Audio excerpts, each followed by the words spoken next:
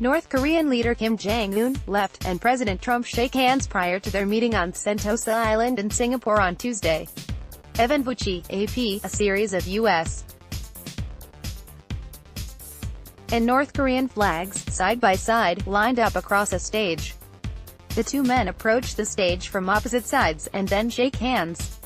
They pose for photographs. They walk off again. This is the image, the picture, that both men wanted to project around the world. But why? For Kim Jong Un, this moment is vindication. The wisdom of his nuclear policy has been confirmed. His tiny, poor, often hungry country, where hundreds of thousands have perished in concentration camps that differ little from those built by Stalin, has been treated as the equal of the United States of America.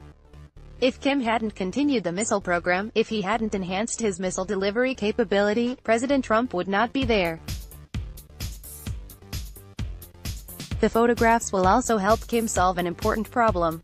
All dictators are insecure, and absolute dictators are absolutely more insecure than the rest.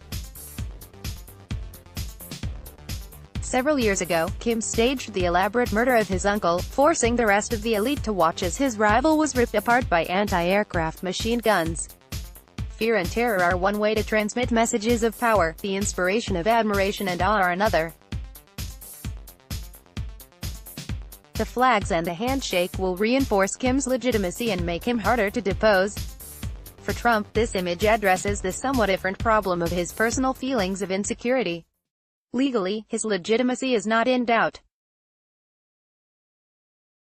Yet Trump often seems to worry that it is. Elected without a majority, Trump repeatedly claims he has won. With no political, educational or any other qualifications, Trump ascribes to himself almost mystical, intuitive qualities instead. So far, these have failed him. In the complicated, nuanced worlds of economics and security, he has achieved nothing except destruction, of previous agreements, of institutions, even of an anodyne G7 statement just days ago. But in Singapore, he could achieve something without discussion of complex issues, without any intellectual effort at all. A photograph, a breakthrough, the image of the intuitive dealmaker who wants peace.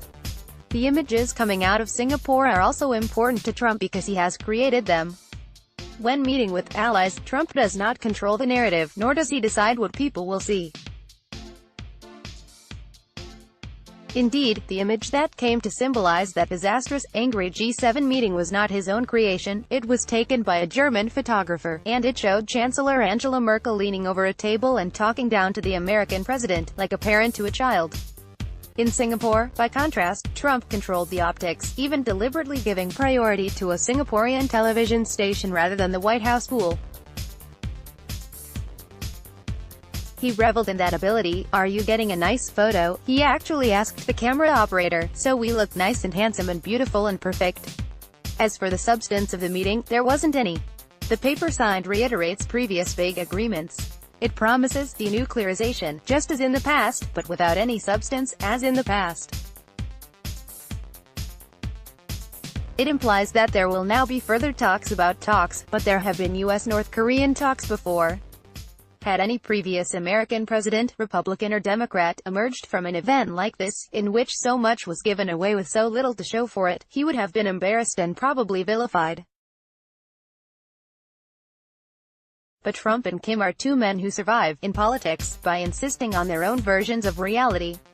Both have propaganda machines which will trumpet a great success. Both will be loudly applauded by their respective supporters. Both will gain personally, even if their countries don't.